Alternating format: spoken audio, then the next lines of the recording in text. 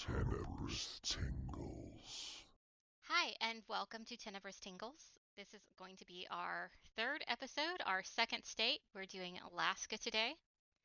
Eve is going to be bringing you an indigenous legend. And why don't we just go ahead and get started? Take it away, Eve. Okay. So,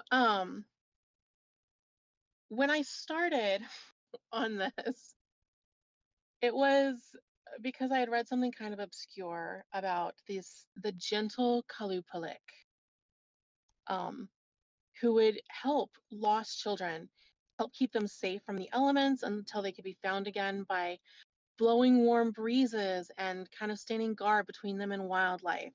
So I found one reference to that. It's nowhere else.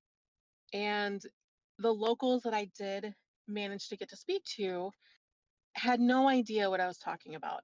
So it went down a much darker path than I thought that it was going to. I love that for us. Yeah. Whoops, we're on the path and we're going to go down the path. Special shout out to the person who helped me with pronunciations. I wanted to be respectful, and so she was very kind about listening to how I pronounce things and telling me if I was doing it right. So if I do it wrong, it is entirely my fault, not hers. My intention was to be respectful, and I hope that it comes through. And you're doing your best. I'm just doing my best. um, so the Qalupalik is an Alaskan creature, a mythical being that has been in indigenous storytelling for generations. It's meant as a cautionary tale to keep children away from dangerous shorelines and unstable ice. The story is that she waits there for the children who don't heed the warnings. She wears an amati, a traditional Inuit parka, and it's designed for carrying infants. So it's got like a built-in pouch. I demand someone wear a built in pouch parka to tote me around in. We'll have that special ordered for you. Thank you. So she's a prepared kidnapper. She's got this special pouch to take the infants, so she's prepared to take the children. She's described as green, slimy, with webbed claws and long seaweed like hair. This sounds very familiar to the Russian Rusalka. It's possible. I can see that in harsher environments where nature is a bit unforgiving, that warnings needed to be a little bit more dramatic. Because if you think about a child's vision of the world, if you say, hey, the ice is dangerous, you can't be too close or you could slip and fall, if you give entirely logical reasons why they should not do that, I don't think children hear that quite as well as there's a monster and they're going to get you.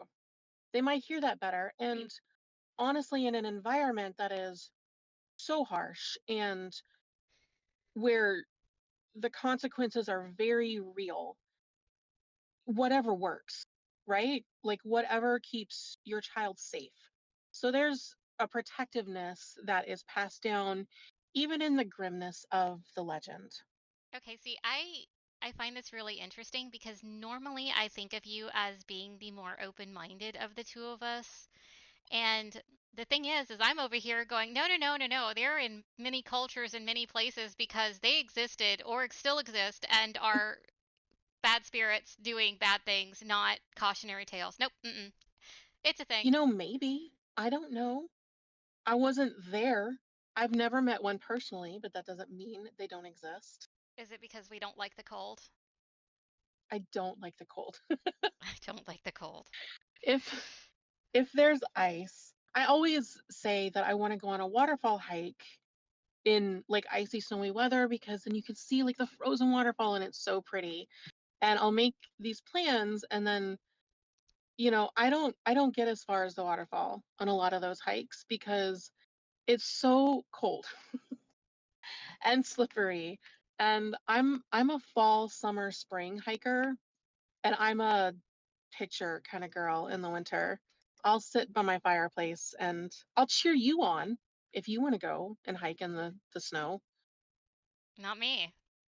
Okay, not you specifically. I'm a southern girl. I don't For one, if I'm hiking, there's a problem. Someone put me there, and I'm probably mad about it. Fair. I have hiked you before, and so I know. And there are two types of hikers. There's the one that they walk like they have woken up in the woods and they don't know how they got there and they're trying to get the heck out. That's you. And then there's No, no, no, no. There's three types. Go ahead and tell me the second the type. second type where I fall is just happy to be in the woods. It's not about reaching the end of the trail. It's about taking a picture of every pretty flower and resting underneath a tree and just finding all the really pretty spots and just enjoying the space in the woods. I'm where I want to be. What is the third type? The third type is me. I went looking for something cool and found a shiny rock and oh look, there's a mushroom and hey, that looks like a pretty log. I wonder if I can sit there and then I'm in the woods. How did I get here? How did I get here? Am I going to be kidnapped by fairies? That would be lovely, thank you. Right, right. That's not a deterrent for me. Now, I feel like the third type of hiker, which is me, is the ones that are like the Monsters Inc. Boo with the cereal trail on the floor, and that's how I ended up there. Is that how I get you to go hiking with me? Just leave snacks behind me? Not snacks necessarily, like cool mushrooms and maybe moths, and Good to know. because I do like nature, it's just that it's outside and there's no air conditioning. That is how it tends to go. Yeah. So back to the Qalupalik. Oh, sorry. She is spoken of as luring children in some cases. So it's not just that she preys on the children who are not being careful, which also she does, but she lures them with humming or taps, her nails tapping on the ice, or vibrations in the ice that, would cause curious children to follow. And then, kind of like you're hiking, they would suddenly find themselves within her grasp at the water's edge because they're following these interesting things. And boom, there you go.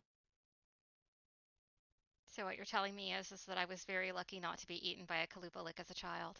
So far, there's still time. There's still time. Except I don't go where it's cold. Oh, good. Good to know. In some versions of the story, she's reported to shapeshift. And this is where I thought it was funny. She shapeshifts to avoid hunters. But the shapes that she chooses or that are reported are seals and whales. And I was like, wouldn't that wouldn't those things be really interesting to a hunter?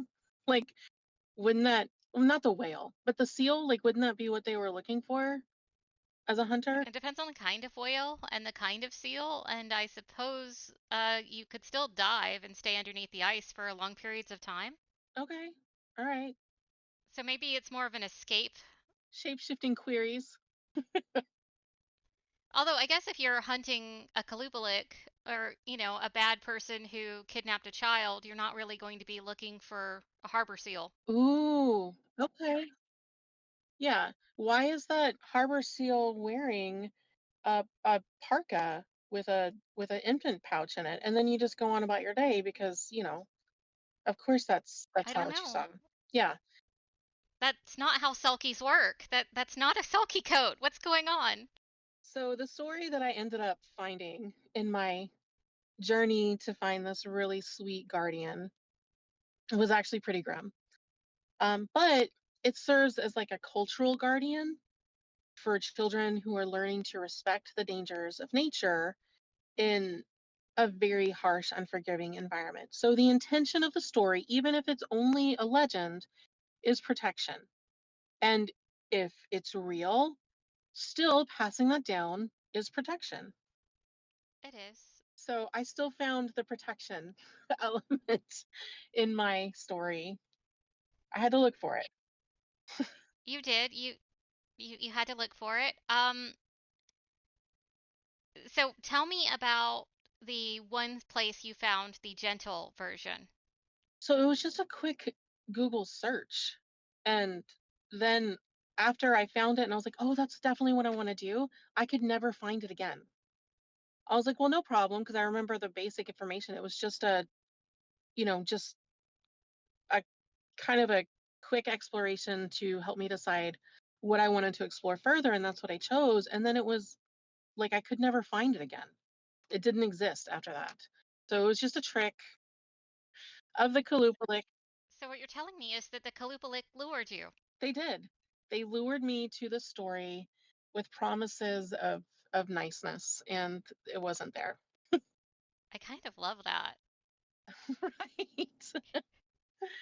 I did get to ask a couple of locals about it. One has family there. She's the one that helped me with the pronunciation, and so she would go and visit, and she described it after explaining to me that the version I'd heard was not something she'd heard of, probably because it doesn't exist. She described it as old Greg, but creepier. And I was like, oh, what is old Greg? And then I got sent a clip from a BBC show, which was pretty funny. Tell us about it. Tell you about the clip. Yeah, I haven't Um, seen Old Greg either. okay. So it was a man fishing in the dark, and then the fog kind of clears, and then there's like this green dude just in the boat, and he's, I don't know, kind of Whistling? comic. He's like, no, no whistling in the dark. What's wrong with you? No, because I've seen things about a guy in a boat near the shore who will whistle and it tries to lure people. So I, sorry. No, he's in the boat. He doesn't need to lure anybody. Like they're in the boat together. Oh, And, he's like, hey, what do you think of me? I like you. Like it was silly. It was really silly. But yeah, so it was described as old Greg but creepier. That was the story that she grew up with, kind of around the campfire. yeah. So there's no confirmed sightings. There are people who will say that they have heard her or they've felt pulled toward the water before they're able to regain their senses and get away. But there's no actual sightings. And there are environmental reasons that would logically explain tapping on the ice or humming. Um, those are sounds that ice kind of makes as it settles. So there are logical explanations, but there's also the possibility that the Kalupalik is out there and trying to get you. There is. So are you familiar with the psychological idea of intrusive thoughts? Are you familiar with intrusive thoughts in psychology? Yes. So have you ever thought about the idea that you feel a tug to go towards the water and throw yourself in or throw yourself off of a high place or those kind of intrusive thoughts? Do you think those are the cause for the folklore or are they the creature acting in a modern manner? It could be both because It could I be. I can't speak for everyone, but I definitely do have that pull. Do you know what I mean? And it kind of depends on my mood, how strong the pull is. If it's a rough day, yeah. I got, I'm like, I'm just gonna jump. It's fine. Yeah, and I'm gonna take you with me if you are standing too close and have irritated me.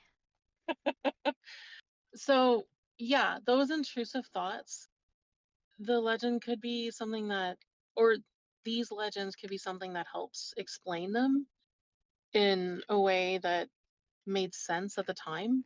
Or maybe they make sense, period, and we have outgrown that knowledge and forgotten it.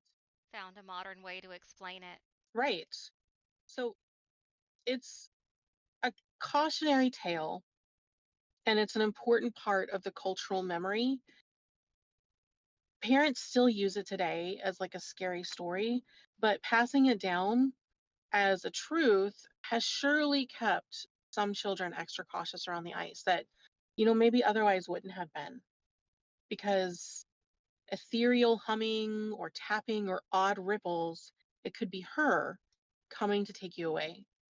And even if it's not her, if the ice is making noise, it's probably not as stable and sturdy as it would be if it were not making noise, so you don't really want to be there. Right, right. So I'm in an area where ice fishing is a whole thing. And when I say ice fishing, I mean they go out there with trailers, trucks, they set up a tent, and then they'll set a fire in the tent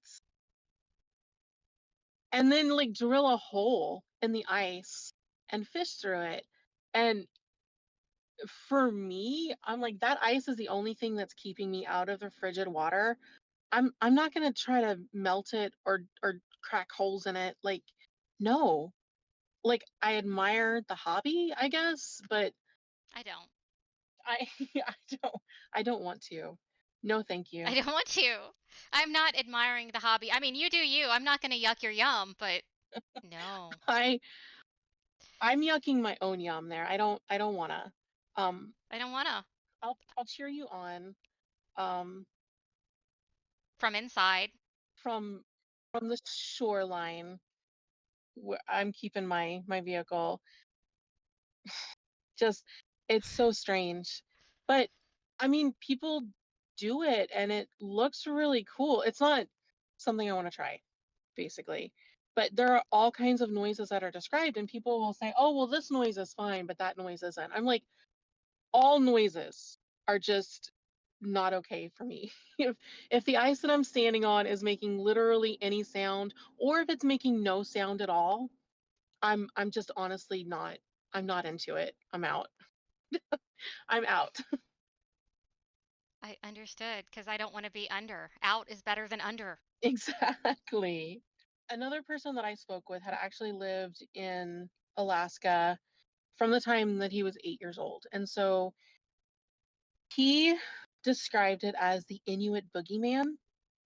And this person has Alutiiq heritage and he'd come from the Kodiak area. So he spent his life in Alaska from early childhood. And then once he grew up, he worked in a job where he was traveling through many villages of varying remoteness. And so they'd heard lots of variations on the legend. And even in the variations, the main theme of the story was keeping children safe by respecting the dangers of nature. That's just the main thing that runs through all the stories. Because of some of them, she doesn't have seaweed for hair. And some of them, she, makes different noises. Or, there's all sorts of little variations. But the theme is if you get too close to the water or you're not respecting nature as you should, she will grab you. There's also variations in what happens to the children after they are taken. In some cases, they're eaten immediately or taken away and eaten somewhere else. So, Oh, yuck. But yeah. in others, she takes them and she keeps the children in a deep sleep and kind of sucks the life and vitality out of them as they sleep, and it keeps her youthful and strong. So she feeds on their innocence and their naivete and their youth and takes it for herself. So she's a youth vampire. I mean, both are pretty grim outcomes and kind of sad. Like, you definitely don't want to get too close to the water there. So that is what I had. It is definitely not the sweet, protective creature that I thought I was going to find in these legends. But it does protect children, the story itself. Well, I like that you found a bright spot, a silver lining to your story, even if it is darker than you expected. And I am really glad to have learned about the Qalupalik. So that is the Qalupalik, not the gentle Qalupalik, which only exists in one obscure search that I found once. That lured you. I guess. Misleading, gentle Qalupalik. So, when I went looking for something to do for Alaska, I originally wanted to do something a little different because I had did my last one was a haunting. So I was thinking, okay, well, I know that there's said to be a lot of extraterrestrial activity or other paranormal activity, and there's a lot of cryptids in the Alaskan frontier because it's not as populated as the lower 48, for example. So I went looking for, Yeah, well, it's really cold, yeah, so that would be a good place to go. right. Um, and I have some other theories about where some of the other cryptids are around, and we'll get into those as we get into some other areas. But so when I went looking, the first thing that struck me was something called the Chena Hot Springs Road, and it's between miles 8 and 12. There's a whole lot of orbs that goes on. They've got they're usually blue or white orbs, and they'll follow your car. They'll merge together to form tails of light. They just seemed very interesting. So I started to look deeper into that, but there is no deeper, and that was a problem. That's it. That's it. No deeper. There's no stories about where they take you Nope. or Nobody seems to follow them. Nobody knows what happened on those particular, that particular 4 mile stretch. There's nothing. So then I said, okay, would you follow them? I probably if they're Yeah, right. I want to know what's happening. yeah, I there's no reason why I have not been kidnapped by some esoteric being at this point in my life. Literally begging I, for it I over here. just easily distracted by shiny things. I don't know. I have not, and I am disappointed in my I'm just assuming that the mythical creatures don't want me because I've made it so easy right. to take me. I'll follow you. Just tell me where to go. And now I'm sad because why don't they want me? Eve, why don't they want me? Aw, I want you. Oh, well, thank you. You're welcome. So the next thing I looked up was I started looking for ghost stories because hauntings seem to be a little bit more easily figured out There's a story. than anything else. Yeah, there's a story, so maybe I could get some history, I could get something like that. So the next thing I found was the Alaskan Triangle, where there had been several disappearances. And the more I looked into it, the more it seemed like these disappearances were environmental. And the only reason why that there's more disappearances per capita is that one, it's an extremely hostile environment. Two, it is literally the most populated areas in the entire state are composed of this triangle. So when you take the most populated areas and then spread it out, the per capita gets a little wonky. And There. three, most of these people came home and it was just not reported that they had came back home after the missing report was done because of administrative fails. Okay, but when they came back home, right, but when they came back home, was there like a fun story to tell? Did they know where they had been? Yeah, most of the time they were just like, "Oh, no, I was just staying with a friend and I didn't have a cell phone signal." Okay, well, that's a lot less interesting than I thought it was gonna be. It is. It is. It's all administrative problems where local populations and small towns are just not reporting to larger areas. They're not reporting it to the state police because when somebody's been found. Whereas when somebody's missing, it does go up the chain. But once they're found, it usually doesn't go up the chain again. So that's a problem. And maybe it's gotten some better. I don't know. But at any rate, the Alaska Triangle, the more I looked into it, it seemed to be not really all that interesting. And that's somewhat disappointing. So then I was like, okay, well, if that's not working out, let me find a nice cryptid. And originally, what I found was the Wahila, Okay. but the Wahila is Canadian. Well, does he visit Alaska? Well, the thing is that there is an Alaskan version of the Wahila, and yes, the Wahila does go into Alaskan territory as well. But in Alaska, it is more commonly known as the Amarok. And the Amarok slash Wahila is a larger than normal wolf. It is roughly 3.5 to 4 feet at the shoulders, whereas your average uh, Mackenzie wolf, which is the wolf of the area, is only about 2.5 to 3 feet at the shoulder. So it's somewhat bigger. They are described as having white fur. They are solitary and they have longer fur than usual. They have a wider head, shorter rear legs, and a broader physique. So they look more commonly described as something between a wolf and a bear. The Amarok tales are that they will kill anyone foolish enough to hunt at night alone, which, duh, why would you? I mean, honestly, that seems like a pretty obvious thing not to do. So, Any predator is going to want to hunt you when you're alone at night in the middle of nowhere. Also, you're more likely to fall into a crevasse or a cave and be covered up with snow before your friends find you if you don't have any friends out there with you. So that seems kind of duh. yeah, your friends aren't out there with you. They Yeah. they told you not to go in the first place. They're like, you're doing what at night? Don't do that. So the two stories I found about the Amarok are that there was a young boy who was very weak. He was considered to be something of an outcast by his village. He wasn't really well liked or anything, so he wanted to try to prove himself. So he went out into the woods and he called an Amarok to him, which was a being of strength.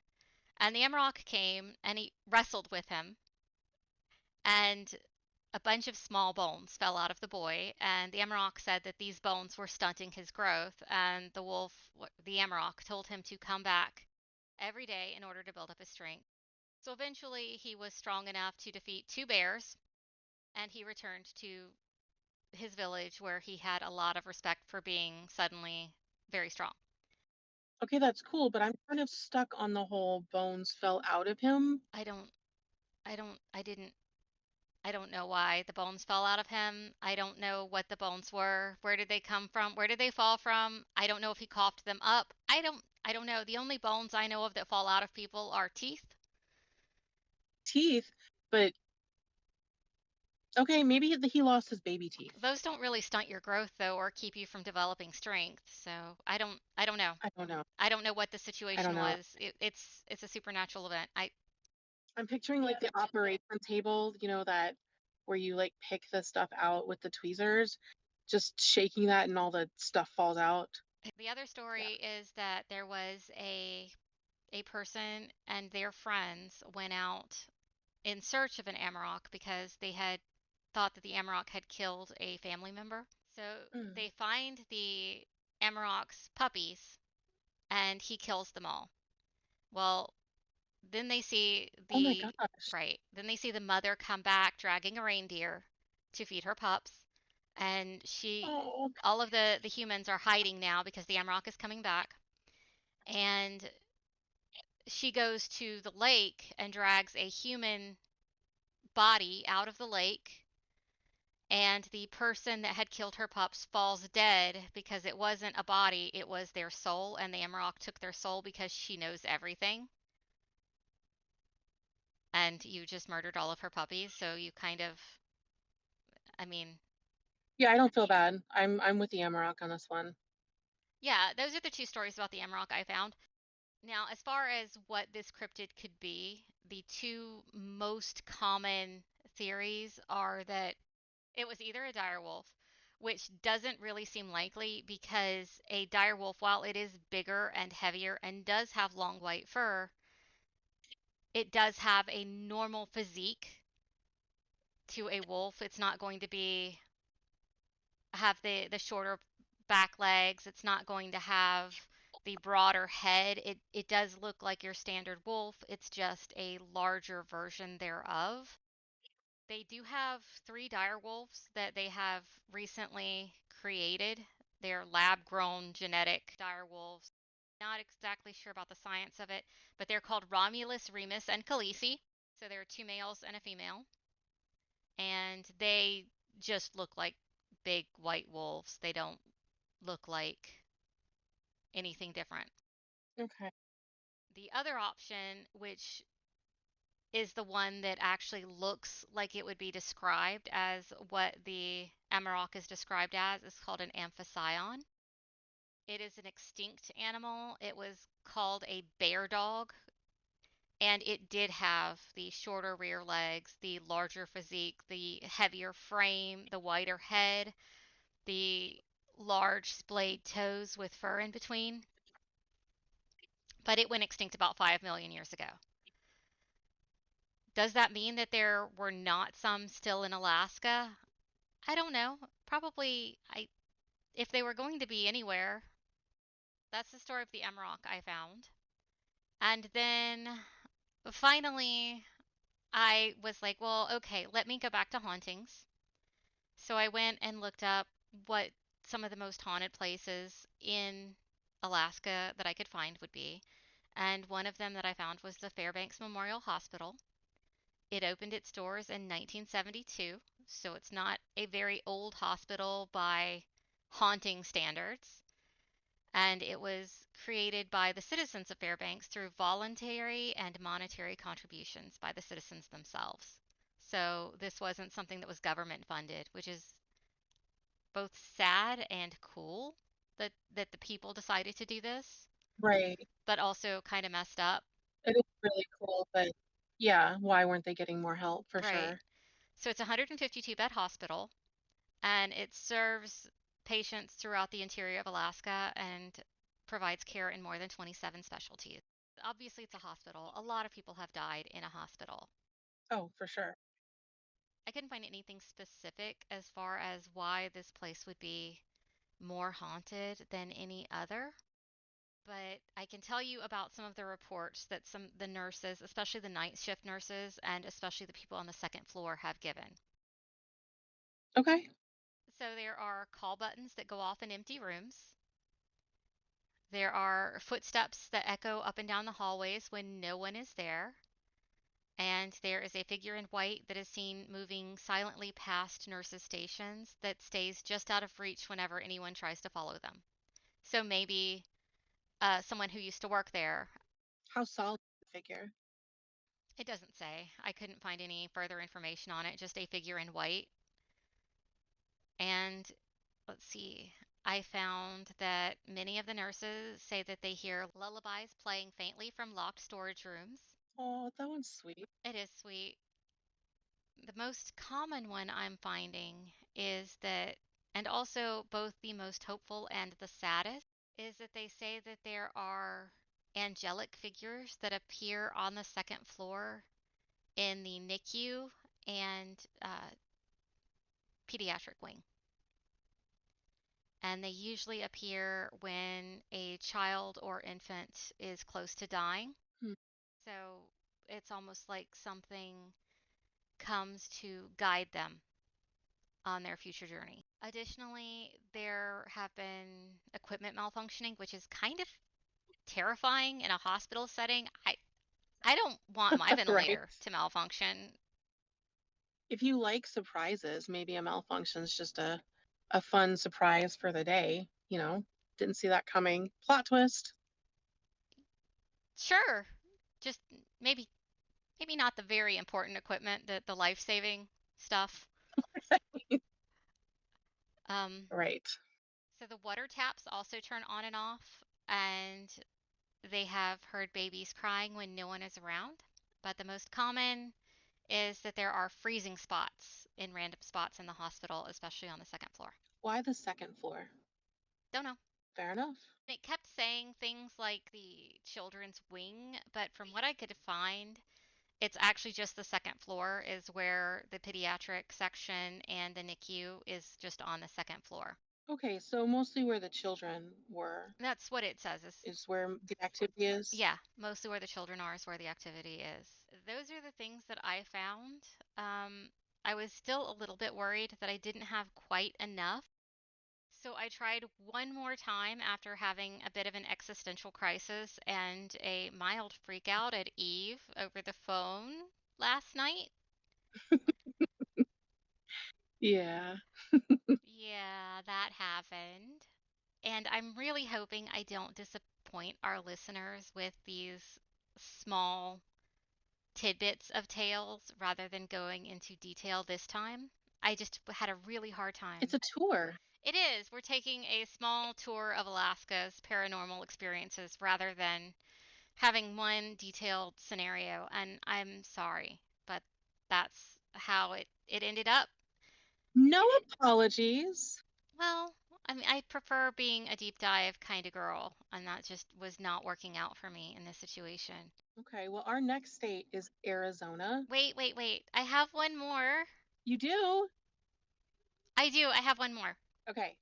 Okay, so the last one that I found after my existential crisis and freak out last night is the historic Anchorage Hotel. It opened in 1916 and it was expanded in 1936 to build an annex across the street, and they had a skyway connecting them, which is pretty cool in 1936 if you think about it. I mean, I think skyways are cool now, They are, but when you think about they built a skyway in 1936, how cool is that? right? So the main building was torn down eventually, but the annex was renovated in 1989 and it has 546 guest rooms. So that would have been a huge hotel. That would have been a huge hotel if that's the annex. So, what I found about the historic Anchorage Hotel is that on February 20th, 1921, the first Anchorage police chief, John J. Sturgis, was shot in the back with his own gun a few feet out front. And people have said that they have seen him at the scene of the crime every year since then, as if he's trying to solve his own murder because it is still an unsolved case On the anniversary? on the anniversary. Wow. So if you're going to be in Anchorage on February 20th, you might want to stop by the historic Anchorage Hotel. Please let us know if you are. We'd love to know. Absolutely. Let us know. I mean, honestly, I'm sure he has questions about how he ended up there. I'm sure he does too, but he's a police chief, so I'm assuming that he is trying to solve it himself, and maybe he just needs your help.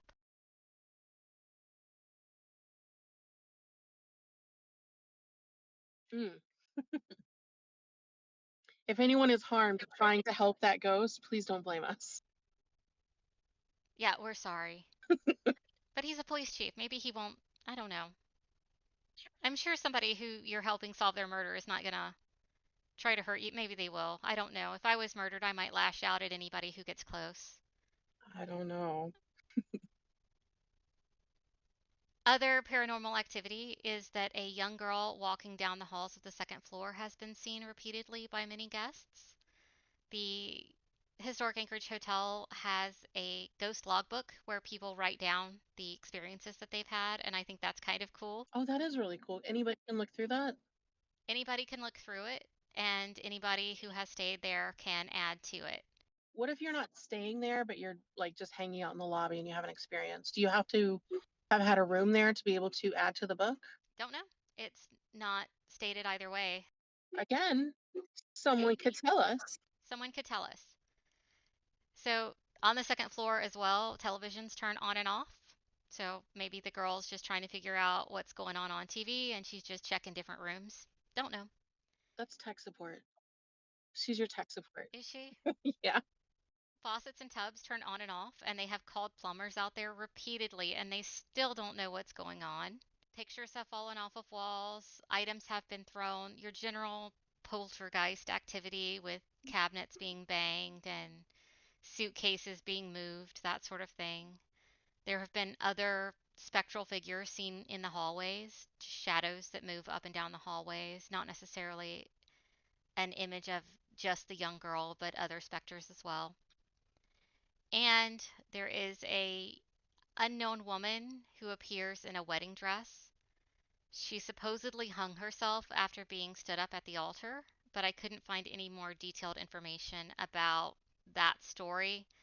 If she was, Set up how? what do you mean? Standing up at the altar means that the guy didn't show up. You said, oh, stood up at the altar. Yeah, stood up at the altar. I thought you said set up. I was like, set up? What was the setup? Oh, no, no, she was stood up. I mean, I don't know if it was a setup or not, but either way, he didn't show up, and she apparently hung herself in her wedding dress after the fact. Aw. But again, I couldn't find any actual information about historical evidence or who this lady was or who this skeeve of a not husband was, or if What? maybe he wasn't a skeeve and something happened to him. I really don't know what the situation is. Maybe I really shouldn't think badly about people in the historic past that I don't know their situations. I mean, it doesn't look good for him, honestly. It doesn't look good for him, and of course I'm going to take her side. Right. Right. We are girls here. We are. So, this is what I could find in Alaska. I could not find anything really detailed, and that is really upsetting for me. And because of that, what I'm going to do is I'm going to ask our listeners. I don't know if any of you are in Alaska. Maybe we'll get some from Alaska eventually. I would like to ask you guys to email us, tell us stories that you have had, experiences that you have had in Alaska. Send us ones from Alabama too. Wherever, actually. Don't just limit it to those states. No, no, we absolutely want to hear about your other states as well. But specifically, I am requesting Alaska because I feel like I failed the state and I'm sorry. No way. You did not fail. Stop it. Well, I do feel like I let Alaska down a little bit. The whole state of. Just the whole state of Alaska, I let you guys down a little bit and I'm Oh sorry. my gosh. Stop.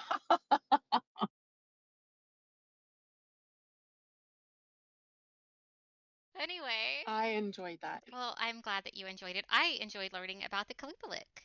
We are going to be in Arizona next week. We're not going to be in Arizona. I mean, not physically. I mean, maybe, who knows? There's a few days in Who between now and knows? I don't know. It's not cold. It's not cold. I want to say again, thank you so much to the people that helped me by talking to me and telling me their family stories and helping with pronunciation, and to everybody that I bothered who actually had not been to Alaska and could tell me nothing but still humored me by by listening to my Alaska questions. I just want to say thank you for everybody that was kind enough to humor me in that way. Thank you to everyone who helped Eve with this. I did not contact people in person because I am an antisocial nightmare, and the idea of talking to people about things scares the bejesus out of me. Aw. Thank you for joining us for Tenebrous Tingles, and we'll see you next week. See you next week, guys. Bye.